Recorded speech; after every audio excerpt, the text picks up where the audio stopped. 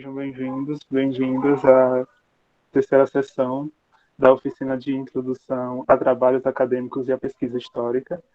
Hoje nós temos o prazer e a honra de contar com a presença da professora doutora Mariana Bratz. Ela irá apresentar o tema dessa sessão, que é a introdução ao método da pesquisa histórica. E antes de eu apresentar a professora e ela tomar a fala da sessão, eu vou fazer a minha audiodescrição. Então, eu me chamo Leonardo, eu sou aluno do 4º período do curso de História pela Universidade Federal de Sergipe. Agora eu vou apresentar a professora. Ela é uma das mais recentes professoras dentro do Departamento de História da Universidade Federal de Sergipe. E ela é graduanda em História pela UFMG, a Universidade Federal de Minas Gerais. Ela também é mestre e doutora em História Social pela USP, a Universidade de São Paulo. Também ela é professora das disciplinas de História da África e também de História da Cultura Afro-Brasileira dentro da Universidade Federal de Sergipe. Ela tem a produção sobre a rainha Njinga Mbandi, de Angola, com foco em sua atuação política e militar na articulação da resistência à ocupação portuguesa na era moderna. Ela também reflete sobre as memórias e representações desta soberana na diáspora africana, que foi e vem sendo recriada na cultura afro-brasileira e evocada para a construção das identidades negras. Ela também é coordenadora do grupo de estudos e pesquisa em História da África e da diáspora africana, o ANANCI-GEPADA, que é o grupo de pesquisa dentro da Universidade Federal de Sergipe, e também atualmente ela pesquisa as relações de gênero na África e as histórias das mulheres poderosas que assumiram o controle de estados e instituições na perspectiva da longa duração. Ela também é autora da produção do livro Arte, Poderosas Rainhas Africanas, lançada pela editora Ancestre no ano de 2021. E agora eu passo a palavra para a professora, ela pode dar continuidade à sessão e, de antemão, quero, em nome do PET História, dar as boas-vindas e dizer que é um prazer e uma honra ter a presença da senhora no evento organizado pelo PET História. Boa tarde a todos. Muito obrigada, Leonardo, pela apresentação. Obrigada, Lucas, Ingrid, os monitores do PET História, pelo convite. Prazer estar aqui com vocês. Bem, conforme o Leonardo disse, né, sou professora de História da África e História da Cultura Afro-Brasileira. Realmente adoro esses temas, né, de pesquisa, de trabalho. E eu vim apresentar para vocês aqui hoje uma coisa bem simples, bem introdutória, bem básica mesmo, no sentido assim, de dar a minha perspectiva do que é a produção do saber histórico, historiográfico, né? Então, eu preparei uma apresentaçãozinha, podemos começar? Quer que faz a descrição, a audiodescrição também? Fica facultativa a senhora. Se for necessário. Bom, vou passar aqui para vocês uma breve Canva, assim, bem introdutório, para a gente discutir, né, o que é fazer pesquisa na área de história. Então, primeira coisa que eu acho, né, a gente tem que escolher um objeto de pesquisa, sobre o que você vai pesquisar. E eu acho que é importante hoje a gente se conectar com a nossa subjetividade. Né, até pouco tempo atrás, o pesquisador, o sujeito que produz a pesquisa, ele deveria se calar, se silenciar em busca de objetividade, né? Era como se a pesquisa que eu fizesse e que a Ingrid fizesse fosse a mesma coisa, porque busca-se essa objetividade, essa neutralidade. Eu não acredito nisso. Então, já vou começar assim, falando que essa história de neutralidade, de objetividade e o sujeito que produz a pesquisa se retira, se silencia, isso é uma utopia, né? Uma ficção. Porque, na prática, tudo é subjetividade. E a subjetividade se manifesta no primeiro momento, já na escolha do objeto. E hoje, os paradigmas que a gente vem construindo dentro da ciência, todas nas ciências sociais, e a história, mais devagarzinho, também já está aceitando a questão do lugar de fala, né, da onde que aquele sujeito está produzindo, a partir da onde que ele olha. Então, a primeira sugestão, o primeiro ponto é, para onde você foi selecionar o seu projeto de pesquisa, o seu objeto de estudo, reflita, o que que você ama? O que que você gosta de ler? Uma coisa que te instiga, que te dá assim, nossa, que excelente, sabe? Que você fica animado de ler, né? Na vida da gente, a gente tem poucas escolhas, né? Você tem que fazer daquele jeito, e esse momento você pode manifestar a sua subjetividade. É ser um objeto que se conecta com a sua trajetória, com de onde você vem, com as suas origens. Hoje, a ciência histórica, sim, né, abre para isso, inclusive pergunta de que lugar você fala. Então, é muito importante a gente trazer para a nossa pesquisa uma coisa que toca o nosso coração, né? Então, assim, eu pesquisei a Rainha Ginga. Eu realmente tinha muito prazer de ler, de pesquisar, é o que me garantia de ficar horas e horas fazendo aquilo. Imagino que se fosse um objeto de pesquisa que eu não me interessasse tanto, eu não ia conseguir desenvolver a pesquisa. Então, recuperar esse amor pelo que você estuda, né? Ver aquele ponto que toca o seu coração, que é uma coisa que você acredita, que você se identifica, né? Traz para o seu sujeito que pesquisa. Um outro ponto que é importante é a relevância social. Interessante, quando eu comecei a fazer a graduação em História, esse era um ponto que os professores, não, isso aí não precisa mais, não. Né? É só justificativa científica mesmo. Quer dizer, o seu estudo não precisa ser relevante social na opção, no pensamento que dominava assim, naquele período que eu estudei. Mas eu não considero certo. Eu acho que é importante a gente recuperar essa função social da história, essa relevância para a sociedade. Né? No momento que estava assim, tinha umas pesquisas assim, os bordados dos panos de prata. Nanana. Eu dizia, por que é importante estudar o bordado do pano de prato, né? Ficava aquela coisa. Não, isso essa pergunta não é mais, não procede, né? Uma coisa não precisa ser importante para a sociedade. Eu acho que precisa sim.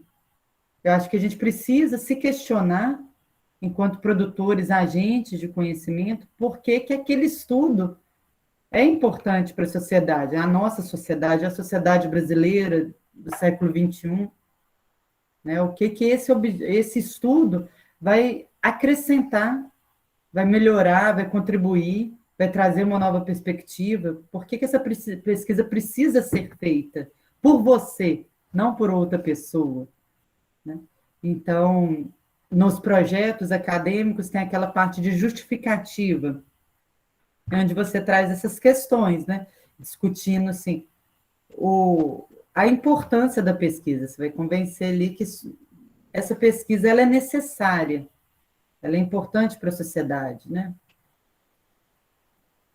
Outra questão importante é recortar o objeto. Depois que você escolheu, você achou uma coisa importante para pesquisar, um estudo que vai te excitar, é importante que você determine. A gente não consegue falar de tudo, é impossível, né? A gente dar conta né, de toda a questão.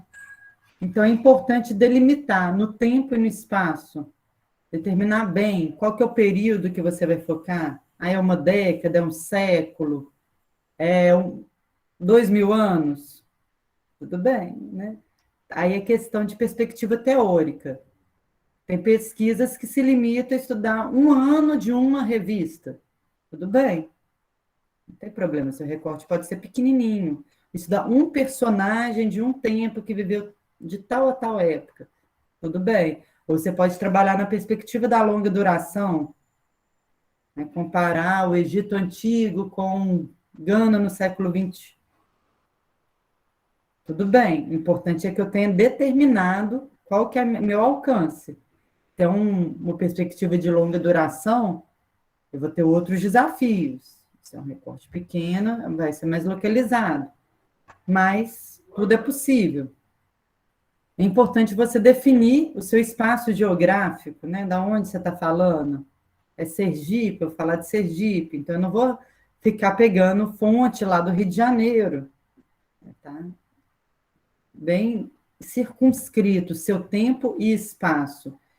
E também delimitar a sua questão central. Dentro desse amplo tópico que você vai trabalhar, qual que é a questão que você pretende resolver? Qual que é a discussão central?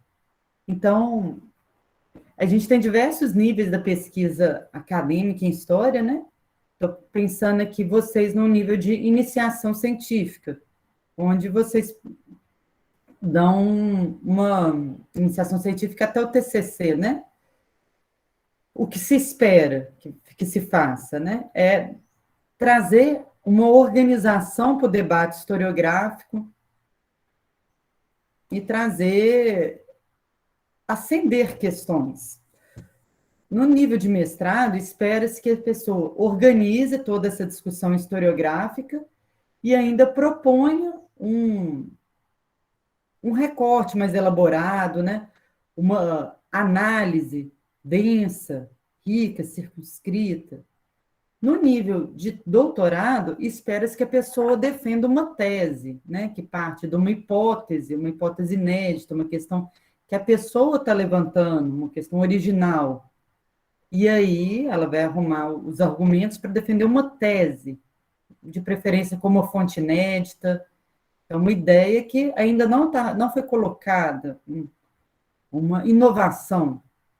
Isso é o que se espera. A gente sabe que na pesquisa histórica não é bem isso que acontece, né? Nem todo doutor ele traz uma questão tão autêntica assim. Mas pensando aqui no nível de graduação, que acredito que a maioria dos participantes aqui estão, a questão mesmo é propor olhares, delimitar a questão, acender o debate. E é importante considerar o estado da arte. O que significa isso? Né? O que já foi dito, o que já foi discutido sobre o tema? Você não está inventando roda. Provavelmente o tema, seu objeto de estudo, ele tem outros estudos parecidos, que tocam, que se circundam. Então, é importante você ler essas referências bibliográficas, ler tudo que já foi escrito. Não tem como a gente fazer pesquisa histórica sem a leitura prévia de quem já discutiu.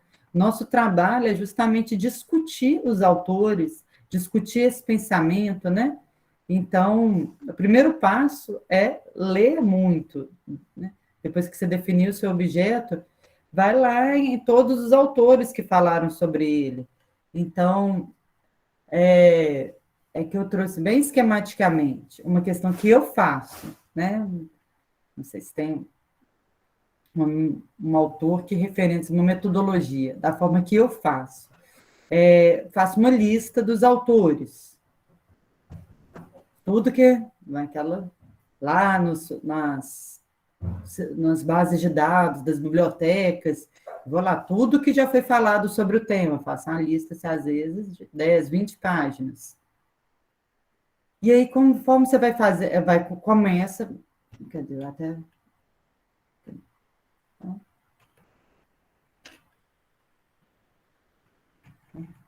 Acho que apagou o slide, que eu tinha feito assim uma ordenzinha, né? Primeiro você faz uma lista, depois você faz um cronograma de leitura. Qual autor que você vai ler primeiro, da onde que você vai começar? Normalmente é aquele que as pessoas mais citam, a grande referência. E conforme eu pessoalmente, conforme eu vou lendo cada autor, eu abro um arquivo aqui no Word. Estou lendo Carter Woodson, a deseducação do negro. Aí eu coloco lá no Word, tudo direitinho, uma coisa que facilita muito. Você já fazer o seu fichamento centrado, sabendo que você vai ter uma norma ABNT, né, as normas de a normatização daquele texto.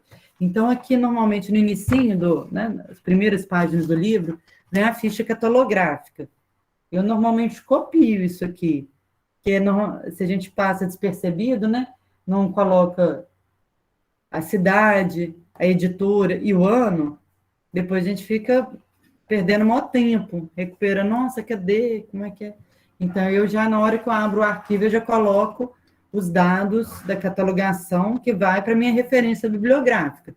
Depois eu só vou copiar aquele cabeçalho lá e colocar na minha referência. Então, cada autor, cada livro que eu leio, eu abro um Word. Né? Tem gente que prefere a mão, tudo bem, é de cada um. E eu vou colocando as ideias desse pensador. Então, vou lendo e vou lá anotando o que esse autor traz para o meu trabalho. Se eu achei uma citação, né, uma parte do livro, que eu vou usar como citação direta, eu já transcrevo, eu copio igualzinho, está lá, tintim por tintim. Não esqueça de colocar o número da página, porque isso depois é exigido na ABNT, né? Então, você pode ir anotando as ideias mais gerais e as ideias do autor. Aí, depois que eu acabo de ler, eu faço esse exercício, tento. Acabei de ler aqui, ó, agora, aí eu releio o meu fichamento. O que esse autor trouxe?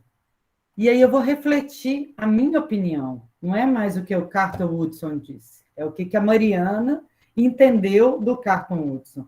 É outro trabalho. Aí são as suas reflexões autônomas, são o seu pensamento, onde você tece críticas, onde você, eu concordo, mas acho que ele podia ter aprofundado tal e tal coisa, né? Não ficou muito bem explicado tal aspecto. E aí a sua voz dentro desse fichamento. Então, normalmente, depois dos meus fichamentos, eu coloco em outra cor a fonte, às vezes coloco umas exclamações, assim, para mostrar que aquilo ali sou eu. Né? E isso talvez eu nem uso lá para frente, na hora que eu vou escrever meu texto final, não uso, mas isso me ajuda a elaborar. Eu entendo assim, o trabalho historiográfico, ele tem três momentos, né? O primeiro é você ler os autores, organiza. Autor X disse isso, o Y disse aquilo. Né? No segundo momento, você confronta esses autores, você confronta o campo historiográfico. E no terceiro momento, você se manifesta. O que você acha disso tudo? Né? X disse isso, Y disse outra coisa, e eu, o pesquisador aqui, acho isso. Eu acho que é importante vocês se permitirem ter essas reflexões. Né? Vocês são sujeitos produtores de conhecimento, mesmo no nível de graduação. Né? O que vocês estão elaborando ali é interessante que seja explicitado. Né? E aqui é um ponto muito importante, que a gente chama de crítica historiográfica. Entender que cada referência que a gente lê, por mais que a pessoa seja considerada assim, um bambambam, uma top referência, aquele pessoa que todo mundo cita e reverencia, porque a gente sabe, né? O ambiente acadêmico ele tem muito disso, né? Os cânones, os ícones, aquela, né? E que ninguém fala mal, que todo mundo só repete. E isso é muito anticientífico, essa atitude que a gente tem diante das pesquisas históricas. Por quê? A ciência, né, de acordo com Karl Popper, por exemplo, né, o filósofo da ciência, uma das características da ciência é ela ser refutada. Essa possibilidade dela ser superada algum dia é uma característica fundamental da ciência. Se ela se torna uma verdade absoluta, que ninguém pode questionar, isso não é mais ciência. Então, o pressuposto científico é ela poder ser rediscutida, ser o nome que ele usa é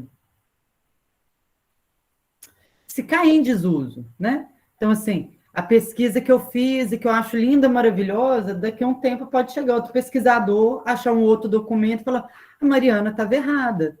E eu não tenho que ficar triste, eu não tenho que, né? Porque a partir do momento que eu fiz, né, eu me disponho a fazer ciência e publico o meu material e coloco ele para o mundo, eu tenho que contar com essa possibilidade daquilo ser superado, ser refutado. Então, isso faz parte do fazer ciência. E quando a gente coloca o grande historiador, o grande referência num pedestal, de forma que ele é blindado de críticas, a gente se torna acientífico. Concordam? Então, todo autor, por mais incrível que ele seja, mais elaborado, né, e revolucionou o campo, é um autor que está escrito num tempo e espaço, né? A gente vê muito isso, questão de Monteiro Lobato, né? Monteiro Lobato é racista. Mas ele é um homem do século, né, do século XX, todo mundo era racista naquela. Então, se a gente localizar ele no tempo, é a crítica, só que não basta, né? O tempo também não é um escudo para tudo, né? Então, assim, já que eu citei o caso do Monteiro Lobato, é pensar da onde ele fala, né? Essa questão, identificar a origem social do autor. Hoje a gente tem está bem ativo esse conceito, né, de interseccionalidade, né, classe, raça e gênero. Então, olha a partir dessa perspectiva para o autor, de que classe ele pertence, qual que é a raça dele, qual que é o gênero dele. E isso faz muita diferença, né? Por mais que ele seja ali nessa capinha de neutralidade, né? Não, indifere, não, né? A gente sabe que é um ponto que conduz as reflexões. Então, historicizar a produção historiográfica, fazer essa crítica, né? E questionar até que ponto esses conceitos que o autor utiliza já não servem mais, né? Então, a gente estava lendo Mário de Andrade, por exemplo, que escreveu na década de 1950. Ele é super importante para a história do pensamento brasileiro, mas usa conceitos ultrapassados, ideias de civilizado, primitivo, que a gente não pode utilizar mais. Então, assim, né, tinha uma frase bem célebre, né? Não precisa jogar o bebê com a água do banho fora, né? Tipo assim, a Mário de Andrade está ultrapassado, então nem vou ler, vou jogar no lixo. Não precisa. A gente tem que continuar lendo, é referência, é clássico, tudo bem. Se o seu objeto de estudo é alguma coisa que o Mário de Andrade, por exemplo, falou, você não pode fugir, você tem que ir lá nele. Né? Você tem que discutir o estado da arte, mas de forma crítica, percebendo como os conceitos deles não são mais operados, a gente já tem conceitos mais modernos, né? Mais apropriados para o nosso período. Né? A perspectiva teórico-metodológica do autor é importante, né? Qual é a abordagem que o autor traz, até para você poder dialogar com ele, questionar, né? Se ele está ali preso numa microhistória ou numa história quantitativa, né? Qual que é a forma que ele está usando para construir o conteúdo dele? Você precisa identificar. Quais as principais referências utilizadas por esse autor? Esse eu acho um dos mais importantes, né? A gente vai lá na referência bibliográfica, assim, para a história da África, hoje eu já falei com vocês, né, do meu afrosurto. Vai lá na referência bibliográfica, o cara só lê pessoa branca, só lê europeu. Então, assim, né, duvida, questiona isso, né? E os interesses envolvidos na publicação também são importantes. Qual que era o objetivo daquela pessoa em defender tal ponto de vista? E muitas vezes esses interesses eles não são explicitados. Isso exige assim a sua sapiência, a elaboração do sujeito que pesquisa de questionar isso. Quais os interesses que aquele autor estava comprometido? Então, assim, no caso do Monteiro Lobato, né? Não basta falar que ele é um homem do início do século XX, um homem branco, né, da elite do início do século XX. Não basta pensar assim, qual que era o círculo de amizade dele, né, qual a voz política dele estava atuando a favor de quais interesses. Aí a gente fala, então ele era racista mesmo, né? Então, assim, porque ele andava com eugenista, né? Então, né? Então, isso nos ajuda a criticar e peneirar, né? Até que ponto esse autor vai me ajudar a construir o que eu quero, até que ponto nós temos os mesmos interesses, porque não se enganem, né? Cada um de nós temos interesses, ninguém é neutro e todos nós temos pontos de vista a defender. Antigamente a gente dissimulava, né? Escondia. Hoje a gente aponta, meu interesse é esse, né? Hoje é cada vez mais convidado os pesquisadores a se assumirem, né, os seus interesses, né? Então, a gente pode construir o campo histórico assim, mais conectado com a luta política contemporânea, quando o paradigma da história cultural estava no ápice, assim, na década de 90, não, né? Deixa isso para lá, né? Deixa esses interesses estão... A luta política não faz parte da produção historiográfica. Era meio que se diz assim, a gente está fazendo outra coisa. Hoje, acho que a gente está devolvendo para a história a sua função também de construção de consciência, de debate, que algumas correntes da historiografia não dão atenção para isso. E essas correntes foram hegemônicas até pouco tempo atrás, né? Então, não se misturava essa militância, qualquer coisa que você chegava, isso é militante, né? Não, né? Mas hoje, sim, a gente tem essa responsabilidade também com a consciência, tá? Os historiadores estão recuperando esse lugar de promover uma conscientização através da pesquisa histórica. Então, e a circulação do livro também é muito importante, até o Roger Chartier, que estuda bastante isso, né? Como que o livro ele é recebido pela população também nos importa. Um exemplo, a Maria Beatriz Nascimento, né, historiadora sergipana, a gente sabe que muito das coisas que ela escreveu ficaram perdidas no tempo, né? Não eram citadas, não circulavam, não estavam nas referências bibliográficas. Hoje, sim. Hoje isso foi recuperado, né? O professor Alex Sachs, isso circula, isso está sendo baliza nas produções acadêmicas atuais. Mas entender que durante muito tempo o material dela não era citado, era ignorado por dentro da academia, também nos ajuda a pensar, a discutir, né? E a importância de recuperar ela hoje, por exemplo, né?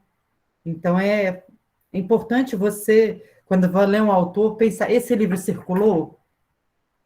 Lê as críticas sobre o livro, quem que está aplaudindo, quem que está vaiando, né? Esse livrinho aqui que está aqui na minha mão, por exemplo. É um livro que, se for pegar a crítica da mídia norte-americana lá no início do século XX em relação a ele, você entende muito mais do livro, você entende muito mais do conteúdo que o livro fala, né? Porque é um livro muito criticado, duramente criticado, e isso é importante também para a gente entender, para a gente dialogar com o autor, essas questões, e não são só essas, né, que eu trouxe de forma esquemática, algumas perguntas que eu acredito que é necessário para a gente fazer essa crítica historiográfica, né, para a gente avançar no debate. E agora eu passo por um outro ponto que eu percebo que muitos estudantes confundem ou não sabem discernir muito bem o que é historiografia, o que é fonte. Aí, assim, quero ouvir vocês se essa distinção está bem feita. A historiografia, né, o que já foi dito, as referências bibliográficas, o que já foi estudado, pesquisado. Aí isso é historiografia, você vai fazer sua listinha lá de referências bibliográficas. Fonte são os elementos que você usa para construir a sua pesquisa. Então, as fontes podem ser escritas como jornais, como cartas, né, documentos oficiais do Estado, né, que estão lá nos arquivos públicos. As fontes escritas são a infinidade, né, de tipos, e eu acredito que é a mais utilizada. Mas também a gente tem fontes imagéticas, iconografias, tem uma, um campo teórico que dedicado para estudar a metodologia de imagens, a metodologia de fontes iconográficas. Então, se você vai trabalhar com esse tipo de fonte, vale a pena você ler aqueles, né, que são textos meio introdutórios, né, tipo, uso de imagens para o ensino de história, por exemplo, onde você vai aprender a questionar uma fonte iconográfica, que também são, né, são as perguntas parecidas. Fontes orais também, eu gosto muito da oralidade. Até pouco tempo atrás também era um tipo de fonte mais depreciada, né, com pouco valor dentro do estudo historiográfico no Brasil. Ela uma fonte que você pode viciar, você pode adulterar muito fácil, a pessoa dá um depoimento aqui, depois muda, mas existe uma metodologia das fontes orais. Para o meu campo de trabalho, né, História da África, existe vários intelectuais que se dedicaram à metodologia das tradições orais, né, pensar as fontes orais como tem uma forma específica de você indagar, de você produzir. E não é qualquer um também, né? Você não vai entrevistar qualquer pessoa. Normalmente tem os guardiões desses saberes. E também no campo da história da cultura afro-brasileira, são fontes riquíssimas, né? Onde a gente vai acessar os saberes dos mestres, dos guardiões da cultura, né? E então a seleção das suas fontes resulta em pesquisas completamente diferentes. Um exemplo, a capoeira, por exemplo. Você tem pesquisas que trabalham a capoeira apenas com fontes escritas, com documentos da polícia, documentos, processos, crimes. Então, a história que a capoeira vai apresentar ali é uma coisa, a capoeira da violência, a capoeira marginalização, é uma perspectiva. A capoeira que você vai conhecer através dos relatos policiais é uma coisa. Se você optar por entrevistar os mestres, as mestras, né, é uma outra história que vai se formar, né? Então, são dois trabalhos diferentes. Aí, dentro das fontes orais, só chamar a atenção que existe uma metodologia específica. Então, se você for trabalhar com esse tipo de fonte, procure conhecer melhor, né, antes de ir para o campo, como esse tipo de fonte deve ser trabalhado, deve ser pensado. Então, a gente pode produzir depoimentos, pode só pegar depoimentos, inclusive depoimentos que já foram transcritos, né? Você pegar um site que transcreveu depoimentos antigos, ou mesmo contemporâneos, também é fonte oral, né? Apesar dela estar transcrita. Não necessariamente tem que ser produzido por você. Mas você também pode fazer entrevistas. Essas entrevistas podem ser daqueles questionários fechados, onde a pessoa vai falar sim ou não, ou pode ser uma conversa livre, né? Você fica ali só ouvindo, ou não faz pergunta nenhuma. Isso está dentro da metodologia. E chamar a atenção também que, também de forma muito recente, a história vem considerando esses outros tipos de fontes orais que até então nem entravam, como as músicas, os provérbios, as narrativas orais, as mitologias. E eu ainda agrego outro tipo de fonte que ainda, né, precisa ter a metodologia mais estudada, mas as fontes performáticas, a corporalidade como fonte da história, as danças, revelam muito de cosmos-percepções. Então, assim, a gente está construindo o campo historiográfico, né? Cada historiador ele chega com uma nova proposta e vai alargando esse campo. Até pouco tempo atrás, isso aqui nem existia, né? Fontes orais para o ensino de história, ou era só do campo da sociologia que permitia. Quando a história se formou, enquanto ciência na Europa, no século XIX, era apenas fonte escrita pelos homens do Estado, ou fontes oficiais, com análise objetiva, né, a escola positivista. Então, chamando a atenção de que o campo de pesquisa histórica, ele está em construção. Ele não é um dado fechado e feito, determinado. Cada um elabora e vocês também contribuem para construir esse campo.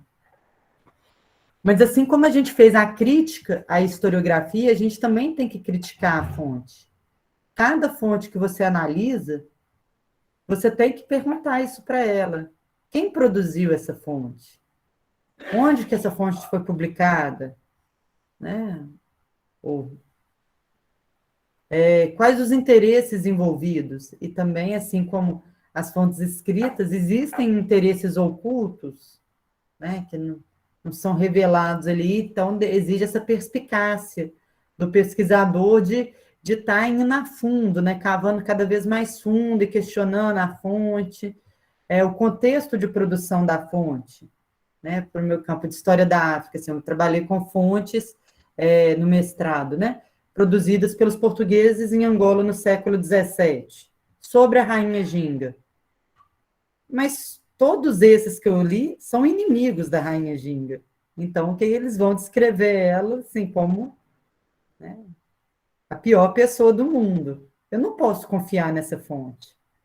Né, assim, eu acesso, mas o tempo todo assim, criticando. Né? Quando ele fala, é uma seita demoníaca, qual que é o interesse do padre cristão de olhar para o rito africano e chamar de demoníaco? Eu posso acreditar que aquilo ali é do demônio? Não posso acreditar, você tem que pensar que a fonte é um padre que foi lá para Angola com determinado interesse. Né? Então, né, a gente não pode ser inocente ao ler uma fonte. E qualquer que seja ela, uns são mais explícitos, é mais fácil de criticar. Tem outros que são que, né, você lê a Folha de São Paulo, até para a gente, né, vai ler o jornal, Folha de São Paulo. Aí eles estão ali defendendo, por exemplo, a privatização da Petrobras. Exemplo. Quais são os interesses por trás disso? Qual que é o grupo que financia? Quem está anunciando na Folha de São Paulo? A gente tem que, assim, até para a gente se posicionar enquanto cidadão, a gente tem que fazer esse exercício crítico, né? Ver um jornal da Globo. Quem que é essa emissora? Por que ela está defendendo isso? Por que ela dá tanto tempo para um assunto e não, né? A guerra da Ucrânia? Por que tanto tempo assim tá passando na televisão e ninguém fala da Somália? Sabe? Esse exercício crítico, nós, como historiadores, e como cidadãos, e como formadores de opinião, né, futuros professores, temos que fazer cotidianamente. Em cada livro que a gente lê, em cada fonte que a gente vai trabalhar, tudo, absolutamente tudo, é cercado de interesses. Né? E aqui é até um exemplo, trouxe um exemplo que eu usei na aula dessa semana, que é uma foto que retrata Congada, em 1860. Aí, se a gente for pegar pela foto, a gente, nossa, que roupa bonita que eles usavam, né? Só que quando a gente faz essa crítica à fonte, é importante pensar, né? Ela foi uma fotografia do Arsênio da Silva. Deixa eu ver quem que é Arsênio da Silva. Aí vocês vão ver, é um fotógrafo que trabalhava para o imperador, ele era contratado do imperador Pedro II, mas ele era um fotógrafo que não fotografava as coisas de forma espontânea. Ele criava o cenário, o ornamento, a indumentária. E aí, depois que a gente consegue estar de posse dessas informações, quem é o Arsênio da Silva, a gente olha para a foto de uma outra forma. A gente questiona, mas será que essa roupa era dessa mulher mesmo? A gente vê que isso não é uma congada, é muito diferente de né, de outros registros, descrições do que era a congada. Aí, se a gente for inocente, a gente acha que isso aqui era assim que a congada usava, né? Mas conhecendo o Arsênio da Silva, pensando como ele produzia, aonde que a foto circulou, qual que é o objetivo dessa foto, por que o Dom Pedro II mandou ele tirar essa foto? Aí a gente consegue ter outra abordagem da fonte, entende? Então, aqui é bem assim, para ilustrar mesmo, um exemplo. E aqui, já caminhando para o final, pessoal, é importante a gente organizar, né? Depois que você leu bastante, tem lá 200 arquivos de fichamento, vários arquivos de análise de fonte, né? Então, eu faço assim, uma listinha de referência, uma listinha de fonte.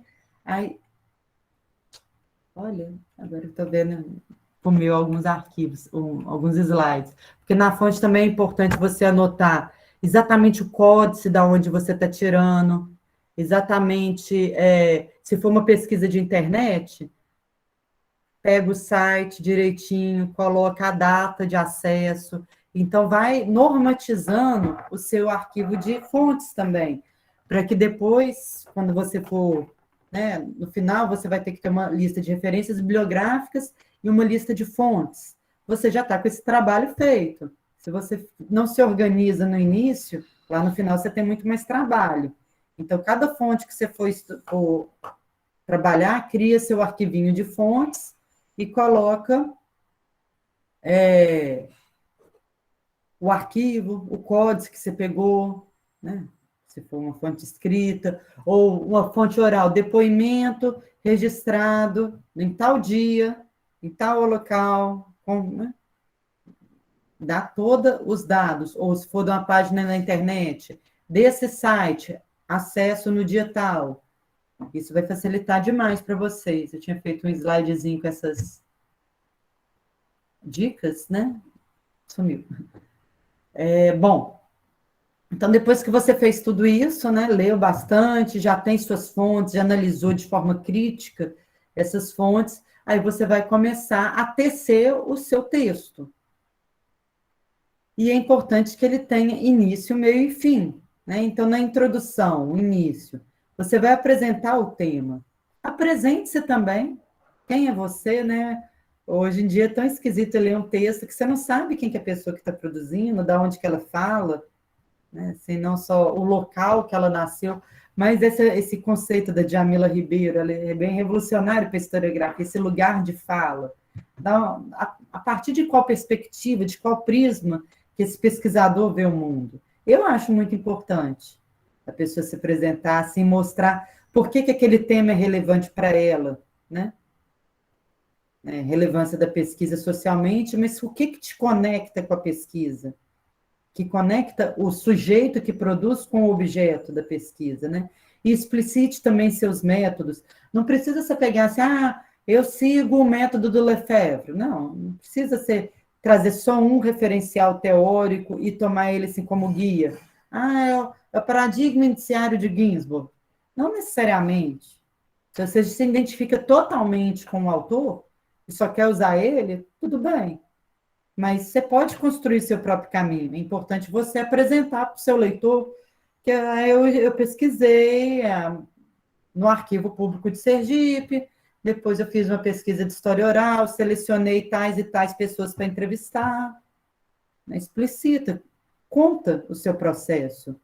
Não precisa usar terminologias e muito refinamento teórico. É apresentar mesmo, como se fosse um diário de campo, né?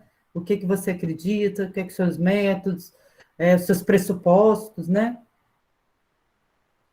Depois o desenvolvimento. Aí é importante você fazer o debate, essa revisão historiográfica. Fulano disse isso, ciclano disse aquilo. O que um não concorda com o outro? O que eles se chocam? Né? E o que você diz, apareça. Traga o seu cérebro aqui também, né? O que você, depois de tanta leitura, tem para dizer, mesmo que não seja assim, uma coisa muito inédita, né? Mas que seja sua, da sua própria cabeça, não é? Você não é um sujeito que está produzindo, né? Aí, no desenvolvimento, você vai apresentar essa análise crítica e minuciosa das fontes, todas as reflexões que você fez lá tenta trazer para o seu texto. Essa fonte foi produzida por tal, mas nota-se que o interesse naquilo e nisso. Analisa a fonte, o contexto da produção da fonte, né? e expor esse olhar original seu, e estruturar a argumentação. Afinal de contas, você, sujeito, produtor do conhecimento, também tem um interesse, né? Você também quer convencer os leitores do que você pensa. Então, é estruturar. No desenvolvimento, a gente estrutura a argumentação. E, até chegar nas considerações finais, é justamente amarrar o fio, né? Você desenvolveu, aí fala, onde eu quero chegar? Com isso, acredito, com isso, nossa pesquisa revelou que, né, nossos resultados foram... É importante a gente finalizar, né? E ainda não coloquei outros elementos que são importantes, né? Referências bibliográficas, listagem de fontes, isso não pode deixar de ter, né? Tudo norma BNT, certinha, né? Isso aí, depois, se tiverem dúvidas, eu busquei não fazer uma coisa tão técnica, né? Porque tem vários sites hoje que tem a BNT bem explicadinha, mas se for dúvida de você, a gente pode conversar sobre essas normas técnicas também. É onde muitos pesquisadores sofrem, né? Ah, que chato, né? O mais trabalhoso você ficar adequando o tamanho do parágrafo, né, o espaçamento, o tamanho da fonte, do que de fato desenvolvendo. Não é super legal, a gente não é livre, né? A gente é regido pelas essas normas técnicas. Mas fazer o quê, né? É o nosso métier, nosso ofício. Então, vão fazer do jeito que eles querem, né? E, na verdade, durante muito tempo, eu ficava brigando com isso. Ah, que chato! Mas depois você pega livros que não seguem a BNT e fica tão difícil de ler também, a gente você tem uma razão de ser. Então, assim, acaba que ajuda os historiadores assim, a organizar, a perceber o que ele é uma citação direta, né? A forma de citar, né? E você pode definir se é nota de rodapé ou modelo Chicago, autor-data, né? Mas isso ajuda a uniformizar. Depois, hoje em dia, assim, eu pego o texto que não está padronizado da BNT, eu tenho maior dificuldade. Isso realmente é importante. Então, tem razão, né, Diego? E aí a gente vai se adequando. A minha sugestão já escreve na BNT. Vai fazer citação, já muda lá o tamanho da fonte. Eu tento fazer as coisas na hora para não ter que voltar muito depois, né? Já padroniza a página lá do Word para dar os espaçamentos do jeito que eles pedem, né? Mas aí a gente pode conversar sobre essa parte técnica também. Aí, para a gente finalizar, uns lembretes, né? Isso, assim, sou eu, viu, gente? Talvez outros professores vão falar outra coisa, mas só reforça o que eu estou falando. Não existe receita de bolo. Não existe o jeito certo, o único jeito, o verdadeiro, de se fazer história. Não acredito em nenhum manual que vai te falar faz isso, faz aquilo, porque apesar da gente buscar, sim, a objetividade na análise dos documentos, né? A gente é sujeito produzindo. Então, cada um tem suas estratégias mentais. A objetividade, ela recai muito mais na como você vai transcrever a fonte, como você não vai falsificar o documento, né? Você não vai adulterar ou negar, esconder. Eu acho que hoje a objetividade que a gente quer do historiador é mais nesse sentido, do que falar, você não pode se posicionar, você não existe. Então, isso é entender que qualquer um que for estudar Rainha Ginga vai chegar no mesmo resultado? Não, eu acho que não. O que eu produzi, só eu poderia ter produzido, a partir da minha vivência, né? Eu ser capoeirista influenciou totalmente como eu enxergo a ginga.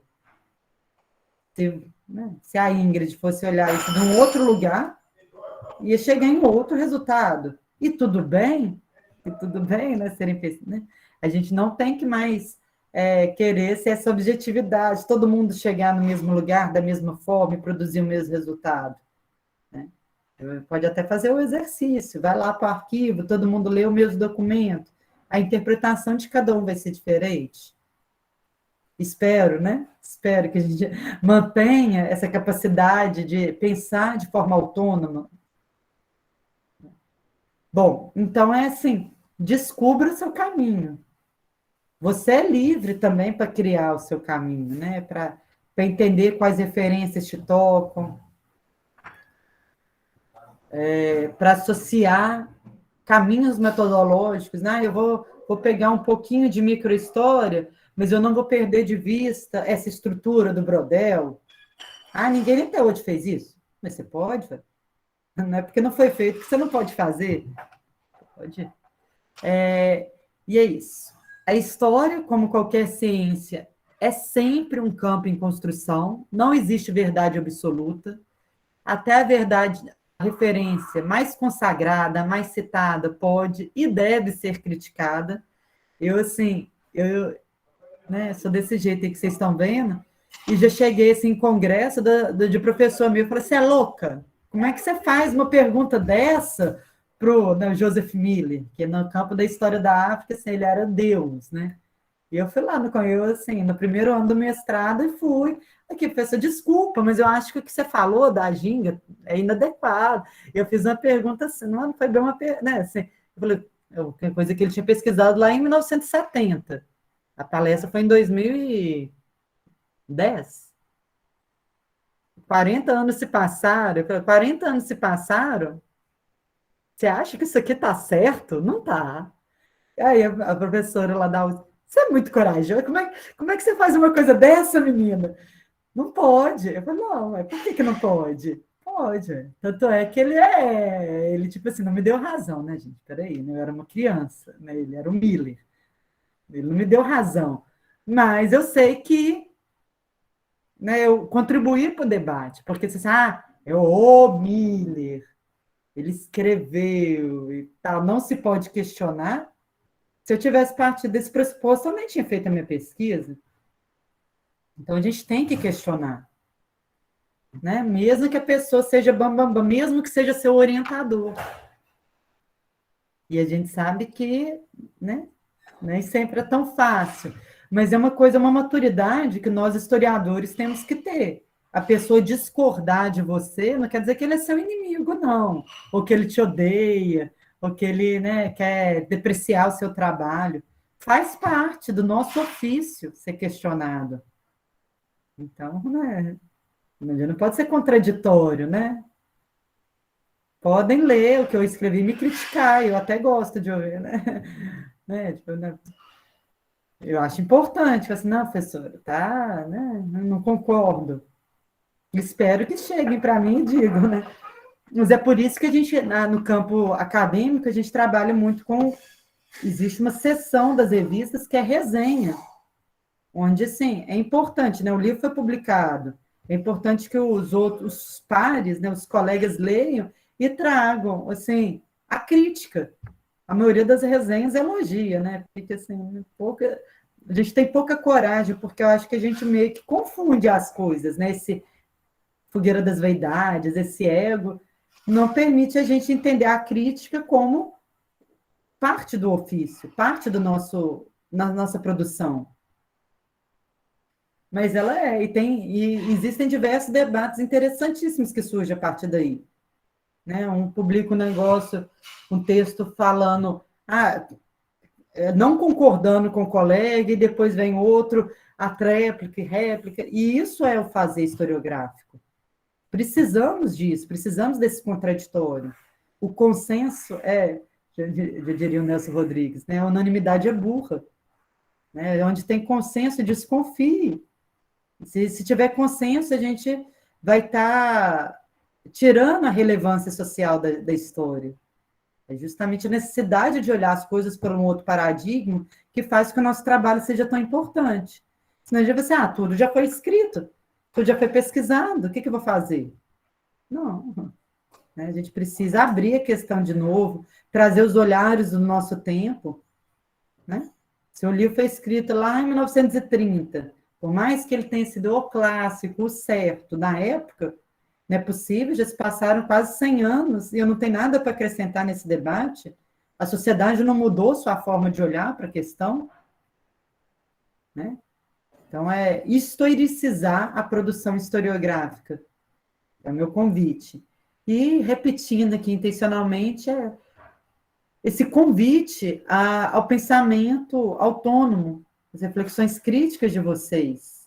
Você é um ser pensante, você é sujeito produtor de conhecimento. Então, produza, seja original, permita-se se expressar. Não é só ficar repetindo o que já foi dito, mas também se colocar a partir da sua visão de mundo, das suas vivências, das suas experiências. É legítimo, mesmo estando na graduação, é desejável vocês se posicionem, se assumam. Bom, é isso. Trouxe bem, assim, bem inicial, como eu acredito, não é uma verdade absoluta, aceito críticas e sugestões e diálogos aqui. Obrigada, pessoal. Então, gente, esse é o momento para vocês tirarem dúvidas, quiserem fazer comentários, professora, então podem se inscrever levantando a mão para ligar o microfone ou inscrever no chat, que a gente pode estar passando para a professora também. E enquanto alguém se inscreve ou escreve no chat, eu queria fazer uma pergunta para a professora, que é a primeira disciplina que a gente tem sobre prática de pesquisa mesmo dentro da graduação em História da UFES, por exemplo, a gente só tem a partir do 6º período. Então, eu queria saber da senhora se eu estou no 4º período, tem algumas pessoas aqui que estão ainda no 2º, então a gente deve se preocupar, começar a se preocupar com a pesquisa, com buscar um orientador, com buscar um tema um pouco mais para o final do curso, a gente o que a senhora aconselha? A gente já pode começar a construir algo e chegar até um professor, ou a gente espera até um pouco mais adiante no nosso curso, se a gente já tiver uma bagagem um pouco maior de leitura, de conhecimento? Bom, eu recomendo vocês irem se apaixonando, né? Se sentindo no campo assim, do sentimento mesmo, né? Onde que meu coração toca? E, sim, acho que não precisa esperar o 6º período, porque isso é visando o TCC, né? A monografia que vocês devem apresentar. Mas existem outras possibilidades de vocês iniciarem a pesquisa, né, através dos PIBICs, né? Iniciação científica, que aí é um professor que escolhe um tema e vocês vão entrar no tema do professor.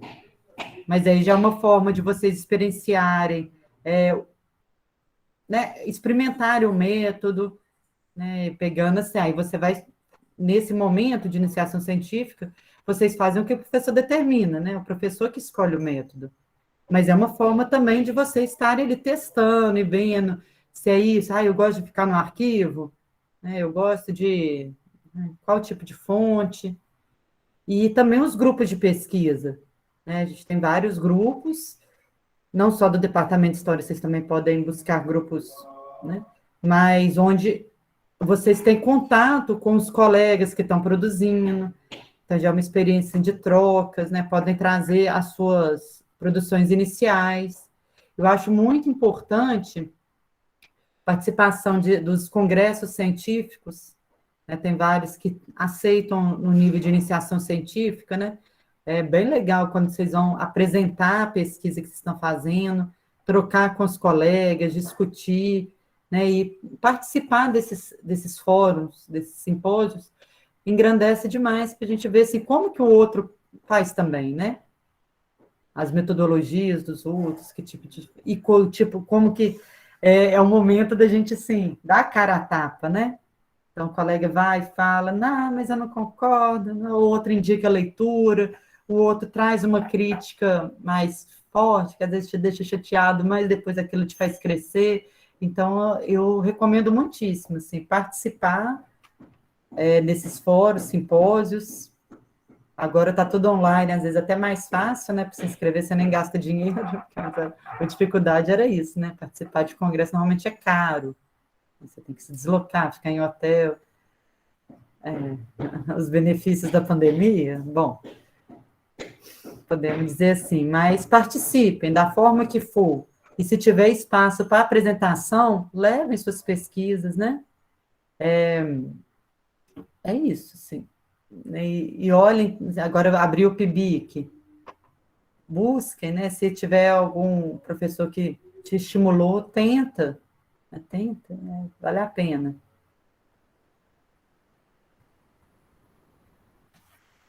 Obrigado, professora. Tem uma pergunta no chat do Denilson e fala o seguinte: professora, eu não consegui distinguir as diferenças entre referências bibliográficas e fontes escritas. Como se daria a organização delas em um artigo ou no TCC? Então, é bem importante fazer essa distinção, o que é uma coisa e o que é outra coisa. A referência bibliográfica, normalmente, é um intelectual, alguém assim, dentro da academia, não necessariamente mais, né? É o que a gente segue mais, que publicou livros, artigos científicos, né? Revistas especializadas. Então, é a produção sobre determinado tema, é a elaboração teórica e intelectual. A fonte é o material que a gente usa para fazer a pesquisa.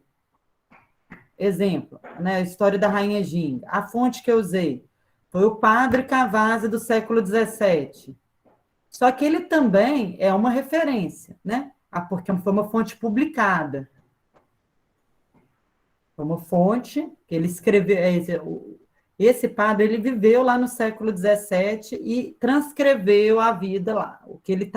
O texto dele é o que ele observou, o que ele viu, ele fez compilações de tradições orais. Então, ele é uma fonte. 1965, assim, quase 400 anos depois que ele escreveu, uma agência lá de Portugal pegou e publicou isso, mas continua sendo fonte, apesar de estar publicado, é uma fonte publicada. Mas ela é uma fonte, porque é o tijolinho que eu vou construir na parede. O que é fonte? Né? O jornal, a matéria do jornal é uma fonte, o documento lá do arquivo é uma fonte. Então, assim, se você quiser trazer, Denilson, um exemplo do que você pretende pesquisar e a gente dialogar o que é fonte, né, a gente fazer umas indicações de referência, às vezes vai para o caso mais concreto, né? Se você quiser trazer um exemplo ou qualquer outro colega, a gente pode dar mais concretude, né? Aqui, ó. Vou pegar um livro qualquer aqui, os que estão na minha mão, aqui, por exemplo. Normalmente, os historiadores, eles dividem lá nas referências bibliográficas. Aqui eu estou com Reis Negros no Brasil Escravista, da Marina de Mello e Souza. Está aqui aleatório, que eu usei ele ontem e estou aqui. Aí ela que vem fontes primárias. Arquivo da Cúria Metropolitana de São Paulo, Compromisso da Irmandade Nossa Senhora do Rosário, de 1778. Uma fonte primária. Compromisso da Irmandade, de 1968.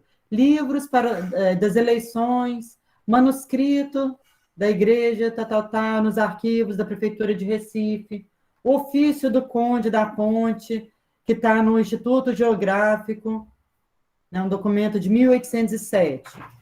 Aí ela ainda dividiu viajantes e memorialistas. Muita gente não tem esse cuidado de fazer fontes primárias e fontes de viajantes. Como que os viajantes é um outro tipo de fonte primária, né? É diferente do documento. Poderia vir junto. Aqui a autora teve o cuidado de separar. Mas é aí que vem as referências bibliográficas, os autores que já trabalharam com o tema, né? Então, a produção historiográfica, né, que não necessariamente é restrita ao campo da história, pode ter referências bibliográficas de outros campos, né? Da sociologia, da arqueologia, da arquitetura, não importa. É referência bibliográfica. Então, a fonte primária é o olhar da época, né? O que foi produzido no mesmo momento que o objeto que você está estudando. Uma forma de simplificar. A referência bibliográfica já é elaboração teórica e intelectual a partir, né, nem necessariamente a partir das fontes, né? Às vezes a pessoa pesquisa e não utiliza a fonte, mas já é a construção teórica e intelectual. Conseguiu diferenciar, Denilson? Se você quiser trazer um exemplo.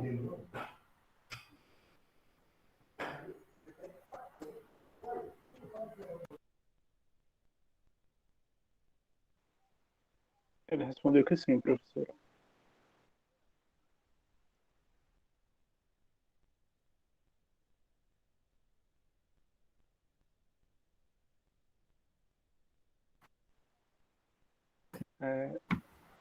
Eu vou passar Desculpe, agora. agora que eu li a pergunta aqui do Denilson no chat, em um artigo a TCC, é importante que você coloque separado fontes, aí não tem problema, né? Porque tem autor que divide, fonte primária, fonte secundária, mas fonte é fonte.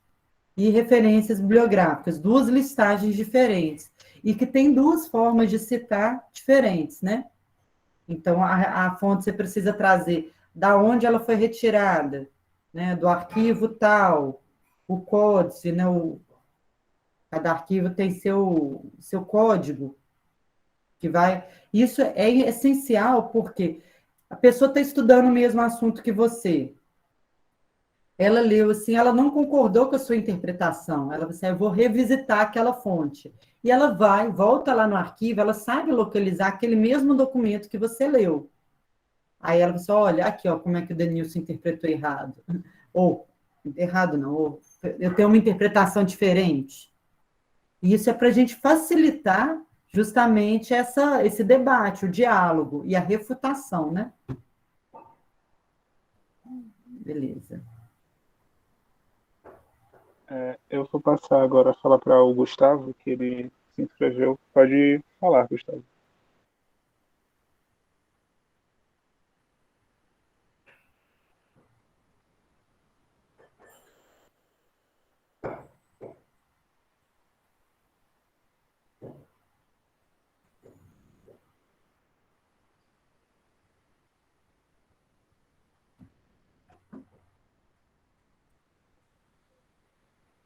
Eu acho. Ah, você conseguiu escutar, professora? Pronto. O Gustavo vai escrever, acho que deu algum problema no microfone. Enquanto ele vai escrevendo, eu vou fazer a pergunta do João. Professora, você tem dicas para alguém que tem desejo de se iniciar em produções acadêmicas? Eu tenho algumas ideias de produção, mas não faço a menor ideia de como pôr em prática. Beleza, João. Então, eu acho que uma melhor dica é você se inserir nesses grupos, igual fazer o convite, né, para o nosso grupo Anansi Gefada. A gente tem esse trabalho de 15 em 15 dias debater a produção de um colega, né, seja ele assim, de iniciação científica, o projeto de TCC, o projeto de mestrado, ou um artigo para apresentar, né, um projeto de pós-doutorado. Em todos os níveis, a gente faz essa análise conjunta.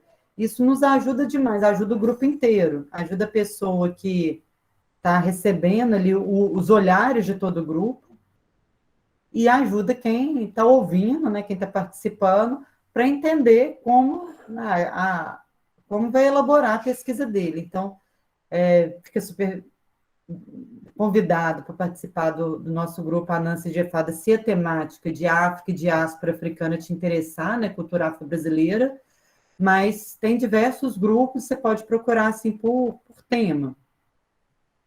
E eu acho que assim, você já sabe mais ou menos o que você quer pesquisar, né? Você tem ideias aí de coisas que te estimulam, né? De objetos que você tem paixão, né? Então, leia.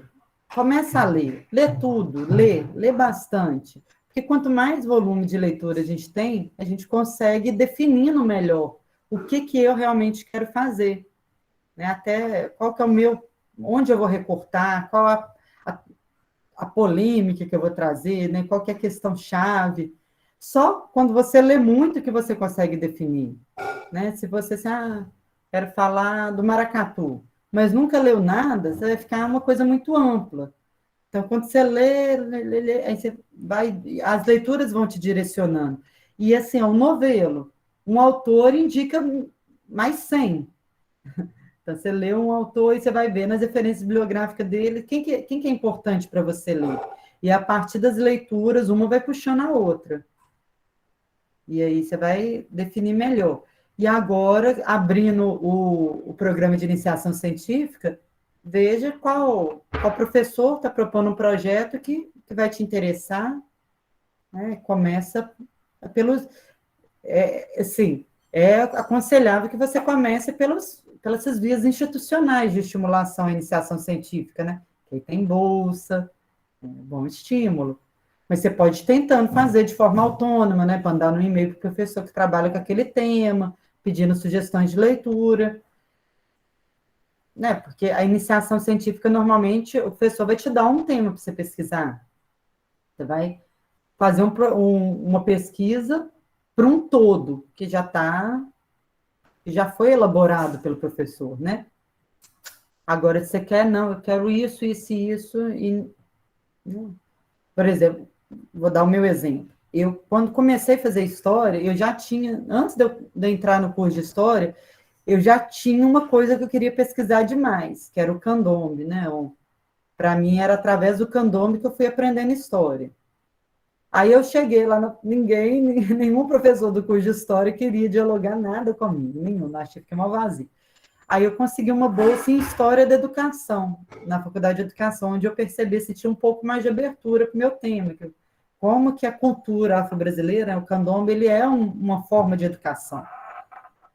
Só que o professor, ele me chamou para, né, me deu a bolsa para fazer a pesquisa para ele, lá de levantamento bibliográfico, não era o que eu queria pesquisar.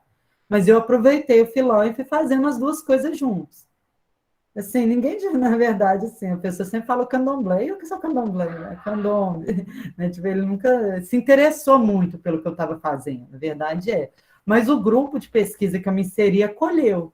Aí eles, né, me ajudaram a definir o objeto melhor, teve essas leituras críticas que o grupo inteiro lia e trazia sugestões e tal, e isso me ajudou a seguir meu caminho.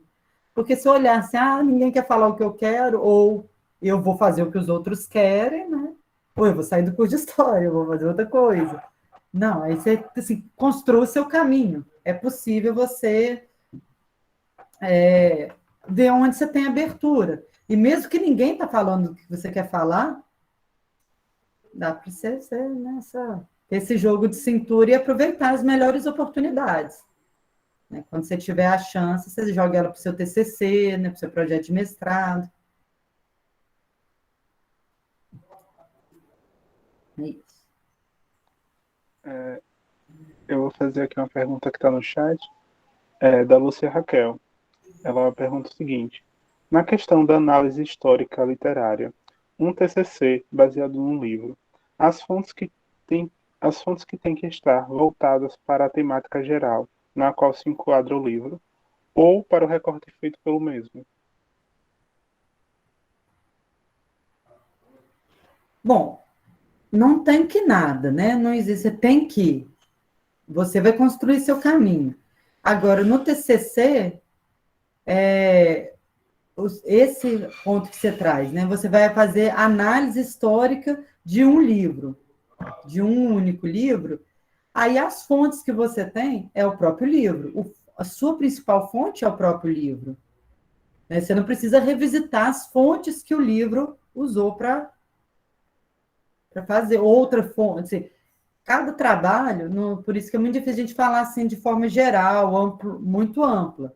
Porque cada objeto histórico ele tem as fontes específicas.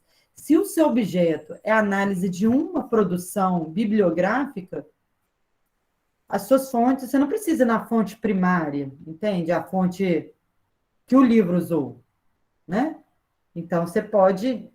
As fontes que você vai usar são as resenhas críticas, né? E aí, pode ser que se confunda mesmo as referências bibliográficas com fontes. Nem sempre essa fronteira é muito rígida, né? Mas você não tem que seguir o recorte do livro, né? Quando o seu objeto é uma produção X, né, você vai entender assim, quando que o livro foi produzido, qual que é o contexto de circulação desse livro, a vida da autora, do autor. Você pode trazer isso. Às vezes a fonte que você vai usar é uma crítica literária que saiu no jornal sobre o livro, ou mesmo elementos da vida do autor que você vai buscar para entender melhor aquela produção. É muito difícil a gente dar uma resposta assim, sem conhecer mesmo qual que é o recorte. E aí o trabalho mais difícil, eu acredito, é lapidar o recorte, né? Saber assim, bem como que eu vou abordar. Principalmente nesse nível de TCC, que não quer tanta densidade, né? É uma coisa mais simples mesmo. Então, é saber assim, como que você vai apresentar aquilo para ficar um todo coerente, início, meio e fim. Então, depois, se você quiser olhar com mais calma para o seu projeto, a gente pode conversar, né? Alguém mais tem algum questionamento? Quer se inscrever para falar com a professora diretamente?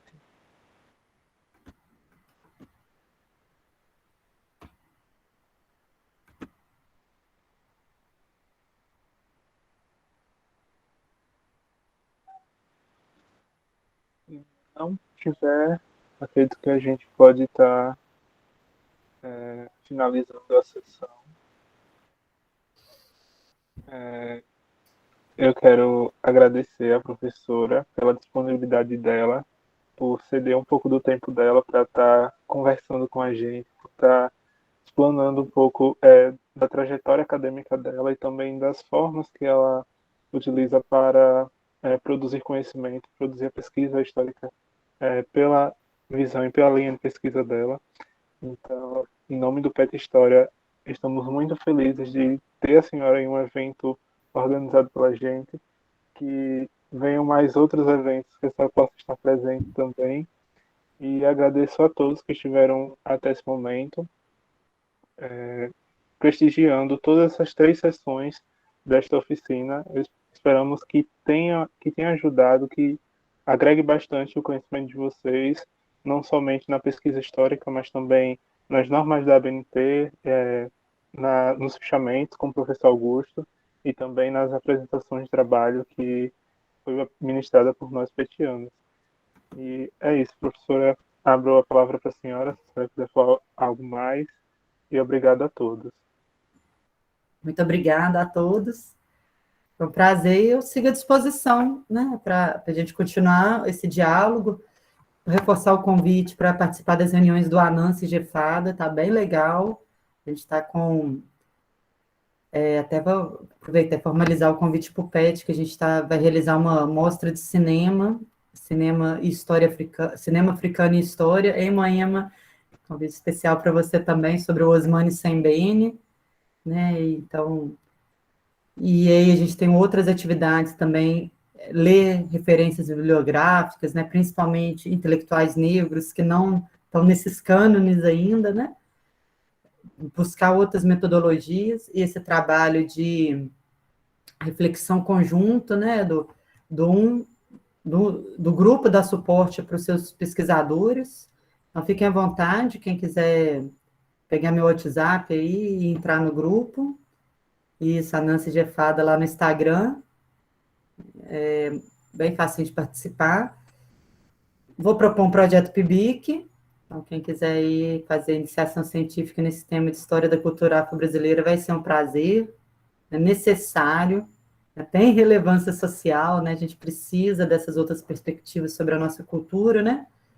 A Denilson aí da Gefada, super atuante. Muito bacana. E, assim, confiem em você, sabe? Eu acho que para a gente finalizar, confiem que vocês são produtores de conhecimento, né? Vocês não estão entrando na universidade só para copiar ou repetirem o que já foi dito. vocês podem trazer as respostas aí que a gente tanto anseia, né? Outras perspectivas precisam ser construídas. Então, confiem em vocês mesmos, confiem nos colegas, né? Faça essa caminhada, assim, sabendo que é importante o trabalho que vocês estão desenvolvendo. Muito obrigada a todos pela escuta, pelos diálogos.